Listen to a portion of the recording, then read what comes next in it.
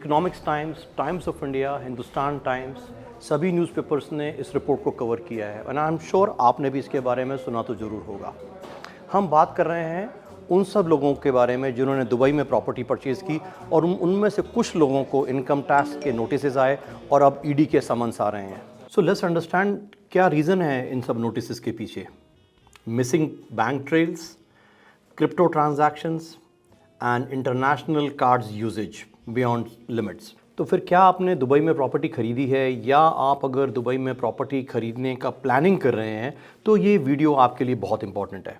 In this video I will explain to you what is the right method to bring money from India to buy property in Dubai without attracting unnecessary hassles of PMLA, income tax and ED. My name is Kulwant and let's see what is the current issue at hand, what is actually happening around, and then we'll come to the point how to fix that. Point number one, many Indians have bought property in Dubai using international credit card or using cryptocurrency or sometime bringing the money not following the proper channel. Point two, ED is investigating FEMA violation and PMLA violation because money did not flow through proper channel.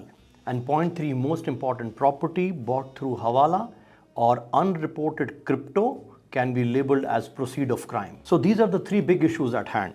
Now let's understand how to fix this issue and understand what is the right method to bring money from India to buy capital purchase or buy property in Dubai. As per liberalized remittance scheme of Reserve Bank of India, आप $2.5 लाख जो तकरीबन 2 करोड़ 10 लाख के आसपास होता है, $2.5 लाख आप हर साल India से दुबई लेके आ सकते हैं। और हर साल मीन्स एवरी फाइनेंशियल ईयर आप इंडिया से दुबई लेके आ सकते हैं प्रॉपर्टी परचेज करने के लिए।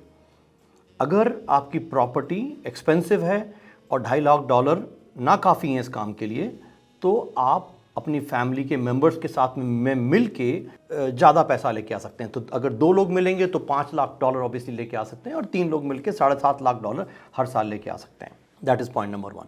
पॉइंट नंबर टू, जैसे मैंने आपको बताया ये हर फाइनेंशियल ईयर में है, तो आप इसको प्लान कर सकते हैं। जैसे कि आप प्रॉपर्टी अगर मंथ ऑफ दिसंबर में परचेज़ करते हैं या जनवरी में परचेज़ करते हैं तो जनवरी में आप $2.5 लाख लेके आ सकते हैं और अप्रैल में आप $2.5 लाख दोबारा लेके आ सकते हैं।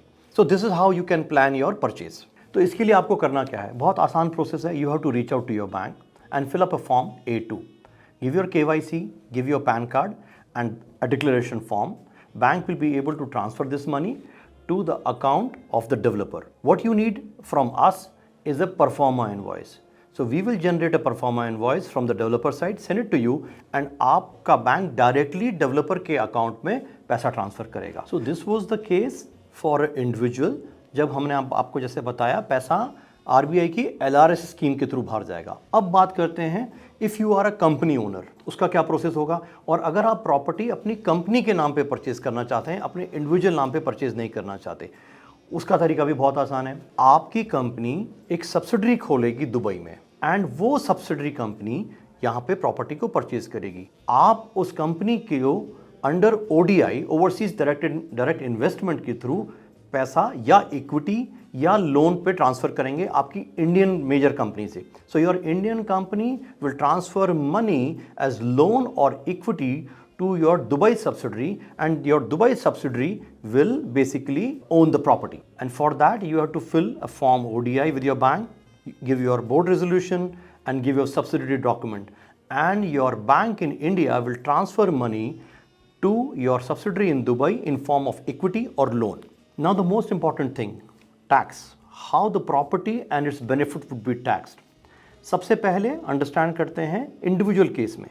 When you send your money as an individual buyer, so your Indian bank will deduct 20% TCS, which is called tax collected at source, immediately while transferring the money, and this money would be deposited with income tax department, which you will be able to claim in your IT return at the end of financial year. And in case of a company buyer, there is no TCS because you are sending money as equity or loan to your subsidiary. Now let's understand what would be the tax treatment on rental income or capital gains. So for rental income, your income generated in Dubai will be taxed in India under gains of house property.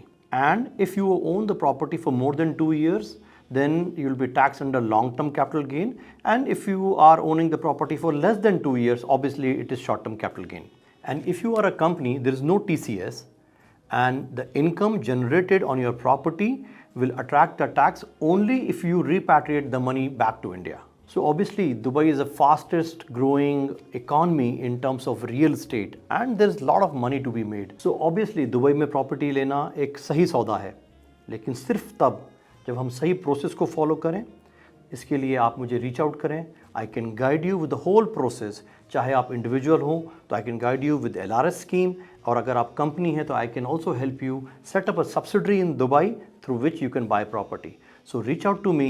My number is in description below, and I'll be happy to assist you.